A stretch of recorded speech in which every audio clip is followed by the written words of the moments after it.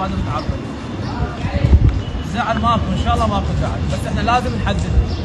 اكو قضايا صارت بدايه الحادث المفترض من الناس تعرف لها وتندلها، وان شاء الله يعرفونها ويندلها. لازم اول ما يكون الحادث لازم تقدم الاعتذار، تقدم غير قضايا، تقدم غير امور.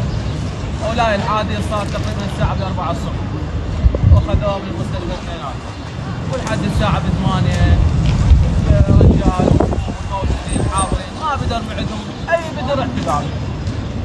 انطر اخوه محامي ان يسوي مخطط فوري. من صار المخطط الفوري؟ يلا الوادم اجت في الطريق وقالوا ما يخالف وقالوا غير قضايا، بس بنفس الوقت هم بدر معدهم بدر مو خوش نقول، ما عرفوا لها ما اندلوها ما غير قضيه، اشتكوا على الشعب بنفس الوقت.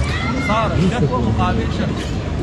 واجى خاف العزيز وزهراء ابو حسين رجال شباسي، وبالحادث رجال عيداني وليس شباسي بن حسن. انتم تعرفون يمكن، بس اكثر من جنابك الباقيين قالوا بن حسن رجال عيداني. هذا قلنا لك للتوضيح انا كنت موجود لا انا ادري عيداني بساعتها ولليوم احنا عيداني. للتوضيح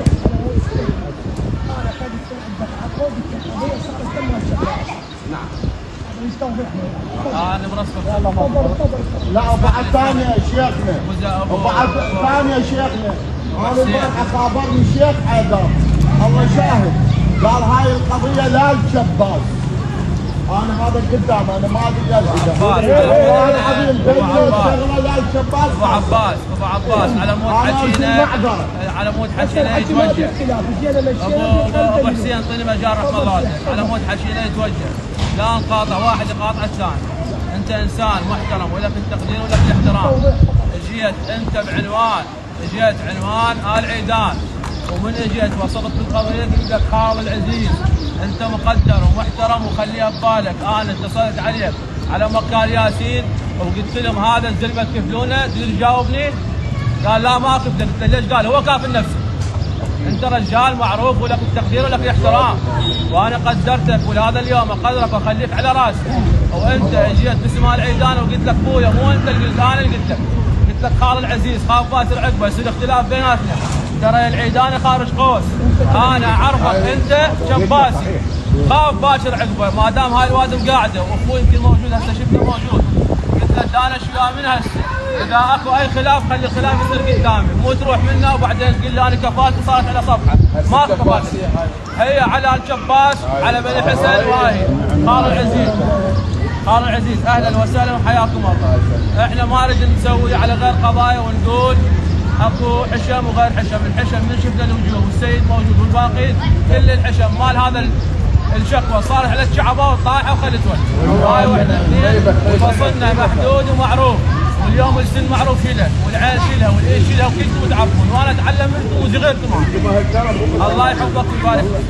بالنسبه للشعباوي مو كلام عابر، لا اي شخص اليوم اذا رويت له روايه ثانيه خليه يثبت.